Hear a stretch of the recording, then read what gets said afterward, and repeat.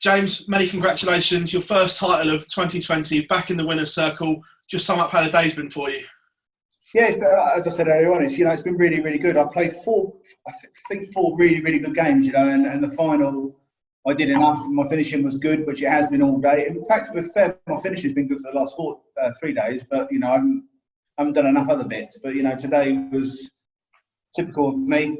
Enough. We've seen signs over the last few days. This has been coming, though, haven't we? We've seen some big averages from you, and today you've put it all together as the final package. Yeah, I think so. As I say, it's quite nice because I get left alone. A lot of the other players get a lot of pressure. They get pumped up a bit, and for me, I just get left alone and I get to do my own thing, and that's a nice thing to do. I say, for you, is that nice just to go under the radar? No one really talking about you, so you can get on with your business. Yeah. I know what I can do. I know what I've done. Doesn't always happen, but it's. I enjoy the game a little bit more most of the time. But I enjoyed myself today, and it's been a reflection on my darts. I know you said recently you're fed up of seeing other people win titles. Is that fire there again for you to get back in the TV winners' circle now as well? Not fed up's probably. Yeah. I see other people winning majors, and I think if you can win one, I certainly can. And again, the World Match Play coming up, it's a tournament you've always done well in, but this year it's going to be quite strange and quite different, isn't it? Because it's not Blackpool. Why do you make it? I think it enables the lesser experienced players to do well this week, weeks to come. I'd rather play in front of the crowd than being nice and loud and, show who's got the bigger bottle, would be the word, yes. James, pleasure, mate. Thank you very much. Thank you very much, sir. James, congratulations on the win today. Do you feel reinvigorated by the break you've had? Reinvigorated. I think other people are more shocked than I am when I win things. As I say, I've enjoyed today. I know I can win them, and it's not a new thing for me. It's just a reassurance that I can still do it. How have you found the week in general in the bubble environment? It's been bloody awful. It's been like being in prison, I think. Closest I'll ever get to prison, I hope. Fingers crossed. It's been very indifferent, and I think I'm probably one of the first sometimes to knock organisations and people that are doing things. But I think the PDC have done a good job this week. The best they can do with what they've got to do it with. Is it as much a mental test as it is physical? In terms of, is it as much as a mental test as it is physical in terms of spending a lot of time on your own in the room in between games and all that? No, it's a test of boredom. Who gets bored first? Fortunately, I wasn't so bored today. What have you been doing in between games to keep yourself occupied? Eating. There's not a lot to do, to be honest with you. You can walk around the hotel. There's not much you can do. You can't communicate too close with other people. You can't do this. You can't do that. Some rules contradict other rules. But I think the staff at the hotel have been really good, and the players. We've been good with each other, to be honest with you. We've probably been a little bit. What's the right word? Welcoming to each other than we would normally be. So that's been pretty cool. We're like a little community. All hate each other, but we got to get along. A bit like being family, I think. And finally, did you come into this week with one eye on the match play, or was it just all about getting that sharpness back? One step at a time. Don't run before you can walk.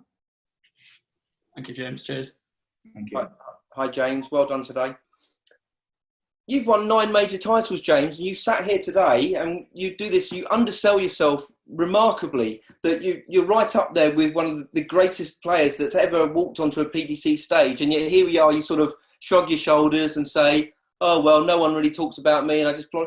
What more can you do? I mean, how more reinvigorated can James Wade be to go and win, keep winning?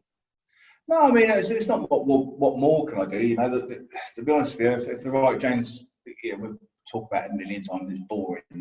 If the right James Wade turns up, I win majors left, right, centre. There's only 2 players that have won more tournaments than me, but other players get talked about more. But that's human nature. The more popular ones get spoken about. But I do what I need to do. I do what I need to get by, and I hope when you look back in the books and stuff, you know, in years to come when I'm retired, the ones that know the real facts and figures will recognise that I did a good job. Will you enjoy retirement? You spoke about it with Dan earlier on. You said, was that something? It must have been weird the last few months. It's just suddenly you stop work. Feels like your career's over almost. Yeah, it's a taste of retirement. Unfortunately, I haven't got enough money to retire.